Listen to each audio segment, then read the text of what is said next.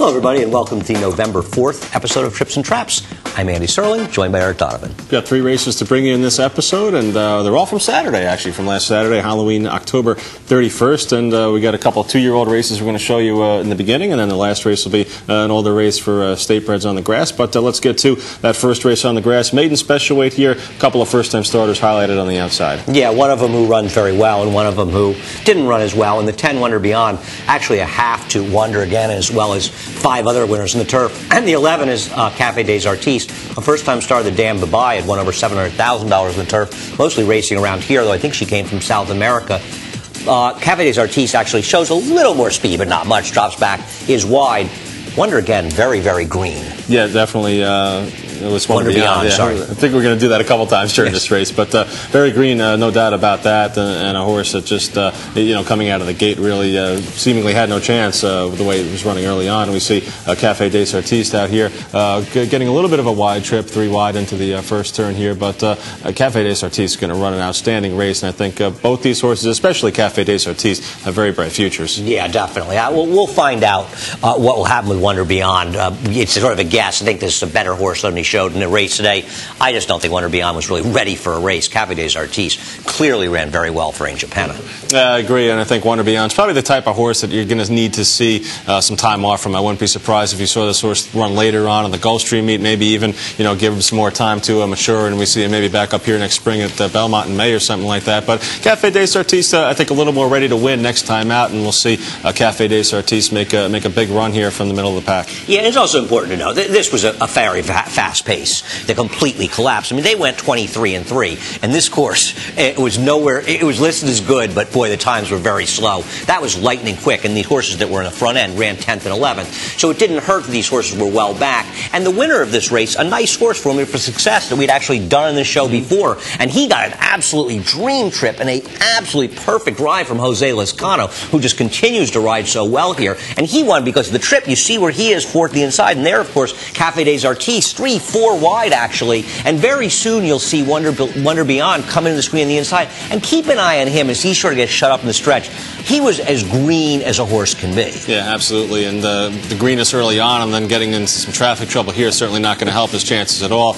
Basically right here, you're just throwing the towel on that. Said Cafe des Artistes comes up with the charge on the outside and comes up just a half length short.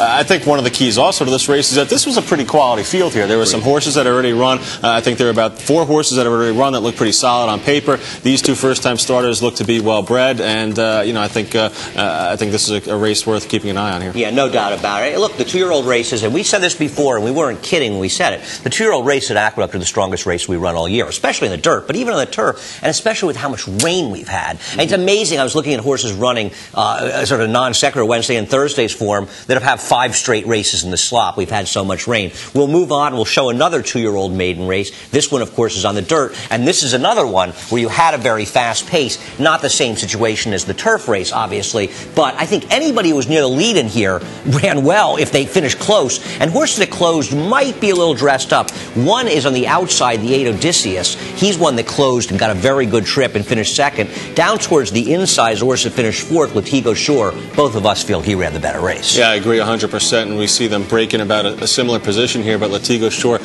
I wouldn't want to say rushed up inside, but moved up inside into that hot pace, and you see Odysseus drop back off the screen now. Just has the head in front there, barely the head on the screen all the way in the back of the pack, but Latigo Shore making a move up into this fast pace. Yeah, and the winner is last in the picture right now. They're just showing Odysseus just came in, actually, and you see Latigo Shore is steadying inside a horse there. He really wants to run, and after braking slowly, and you'll see him split horses. I mean, things went well, but he had some trouble in there, but just being this close and this fresh to the pace the way he ran, I think he ran a very good race. Even the one horse, actually, Quiescent Hit, a 2nd-time star for Bruce Levine, was over 30-1. He didn't run that badly either.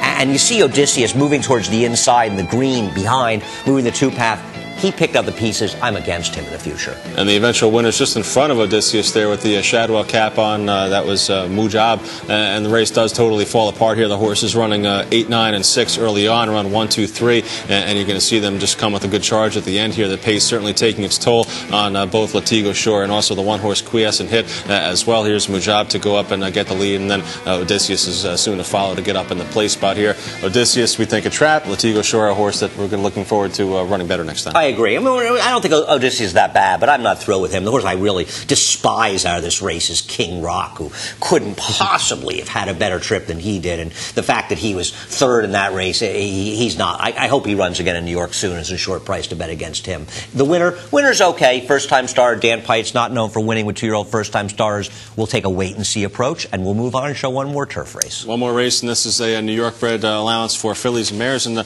we're taking a look at Can She Dance? This horse has been away from the races for almost a year, a little over a year, actually, for Dave Donk. Yeah, and of course, her entry mate won the race. Unfortunately, I think Can She Dance took a lot of money and made them 4-1. You might have gotten a better price. Can She Dance gets a little bit bounced around, but not much. And the thing that I thought, and I don't think, look, Can She Dance will probably run back one time. And I'm interested in seeing her come back because, A, she probably needed a race, but B, look where she is now. She's about 2.5, 3 lengths off the lead.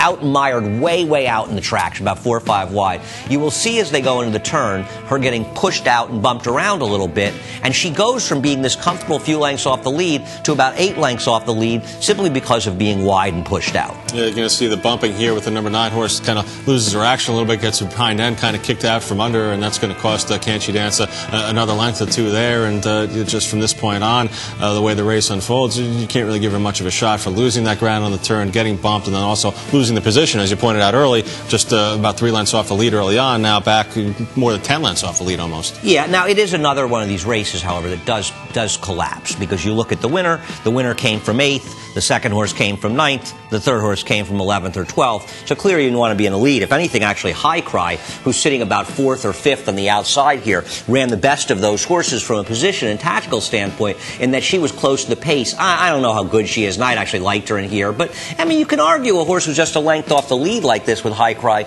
does run well to finish 4th, making this move right here when the horses who end up finishing 1, 2, and 3 are well back. As far as she can dance, or can she dance, she's down the inside now, and she'll do a little bit of running in the stretch. I just thought with the layoff and the early trouble, she might be a little bit interesting, even though she sort of had dynamics in her favor, but I'd give her a shot second off. Yeah, I would too, and you've got to keep in mind too, I think once the turf season kind of winds down, as it will be over the next month or so, these races might get a little bit easier than this spot here, and I think an improved effort second time out from this horse would put her right there. Well, I would love to see her get in a spot against the horse down the inside named Wild Awake and see her get bet again, because if there's ever a horse that refuses to win, it's Wild Awake. I mean, she couldn't have enough good trips and fails to get it done repeatedly at short prices, so I hope that Can She Dance shows up, and she shows up against our friend Wild Awake, can only help her price. That does it for this week's Trips and Traps. Once again, we love hearing from you, getting your insights into our races and giving us some thoughts, trips, and traps at NYRAInc.com. Thanks for watching.